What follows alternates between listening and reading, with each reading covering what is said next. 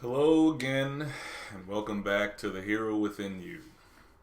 My name is Don the Shui, and I decided today to talk about victories and loss. If you haven't heard in the news, if you haven't seen already, yesterday, 420, on all three accounts, Derek the not all cops are bad Chauvin, he was convicted yesterday. A guilty plea on all three accounts. And watching some of the testimonies, because I wasn't going to watch it on the news because, I'm not going to give them ratings. But watching some of the testimonies from that case was very eye-opening, because it made me think about how defense lawyers are there to protect the client from certain outcomes. And when those outcomes are something that are indisputable, the thing that defense lawyers do is find a way to come up with some form of an excuse or some form of, I want to say, like a smoke screen, to try to get people to look away from the facts, which, again, the Derek Chauvin case shouldn't have even had a trial, because everybody, everywhere, on every continent could see that it was a pure murder, and it was outside of the jurisdiction of what police are supposed to do. But then again, in every other country, police brutality is probably a lot different too. But again, we're talking about America. So we got that little win. We got our tiny little W. Everybody's happy. The evil white man goes to jail. Not even out of the same week, we have Derek Wright. We have Michaela Bryant. We have Adam Toledo. I'm sorry, I said his name wrong. And I want to clarify, in reverse order, their ages climb. Eric Toledo, 13. Michaela Wright, maybe 15, maybe 16. Some news reporters can't figure out which age, but there's still a teen in that designation. And then Wright, yeah, he had a daughter. He might have been in his early 20s. He's still a young man. But these are people of color who finally, when the body cam is released, you can clearly see are in situations that are high stress from literally the beginning of the altercation. And it leads me to believe, and again, I don't know how people are going to feel about this, but I don't have a place in my heart that says I want to keep the police around. I don't.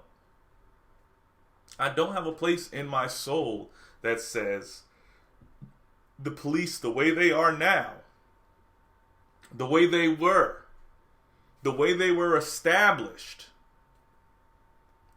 I don't have a place that says that we need that. And people are going to read this as, oh, this is me coming off as abolish the police. I say in some cases, yes. Abolish some of the factions of policing that leads to this kind of stuff. Well, what would you put in place? How would people be protected? What would you do? The police are needed. Are they? Are they? Because here's the biggest thing, and I'm gonna put this into comic book context, just to give you a slight little thing. The police are needed to stop violent crimes. They're there to strike fear in the hearts of people who decide to go down the wrong path. Batman does that. People have died in Batman's legacy, but he's tried to do that the entire time. And in recent comics, they've only just now established, hey Batman, hey Bruce Wayne, you're a billionaire. Instead of spending your nights beating the shit out of criminals, how about rehabilitating the city? How about rehabilitating the city? Sorry, I'm stuttering. I got my teeth over here. You know, I got some wisdom teeth pulled. But how about putting that money towards the city instead of spending your nights waiting for the back signal so you could go punch a criminal in his face and hope that it spreads a code of fear, which just advocates for more and stronger criminals to come out and find a new way to be horrible. That power and that dominance that you want, that you're hiding behind the badge with, is only at some point going to bring up something that's going to rise to defeat you. And the fact that the badge is supposed to stand there to protect and serve, I don't think that that's what it's for. And frankly, I feel like those officers who want to be the gun-toting, I need to affirm the law and make sure that it's held down correctly as I hold down people, regardless of their backstory, regardless of who they are, forcefully, I feel like that sector of cops need to just be its own sector.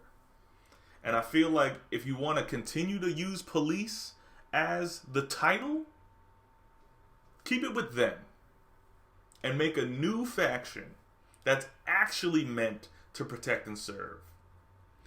All of that armor and all of those shields and all of that other stuff, pepper spray and gas and all that other stuff, that's meant for riots. That's meant for crowd control. That's meant for mass problems. I'd say take the armor from the police, give it to the serve. Give it to the people who are actually going to be the shield. Because the funniest thing I always found out, or always thought about, was the fact that the badge is in the shape of a shield. It's supposed to be a shield. But if you're hiding behind a shield, killing people,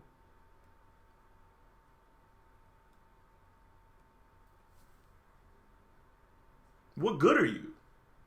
You actually aren't doing your job well. You actually aren't doing your job at all. Because you're not protecting anyone. So, all this suffice to say is that I think guns in the hands of weak people shouldn't be allowed. I think more training is needed, but I think there needs to just be a new force. Like a whole new force. I don't want to see reform in the police. You want to know why? Because reform fades. It's just like anything else. Reform fades when there's a time of threat. And right now we're in such a time of peace that the threat is coming from the thing that's supposed to be protecting us. But again, as I said before, as we all know, the Department of Policing was formed out of a group that was meant to subjugate people of color. So after you stole the land from the Indians, after you made the Irish work for you, after you made the Chinese labor for you, after you whipped the black people into creating the White House, you made sure that you had just one more facet, one more hammer, to make sure that everybody knows that you're still in control. For what? That's your weakness showing. And frankly, you can either continue to be weak, or you can find some reason to find the hero within you.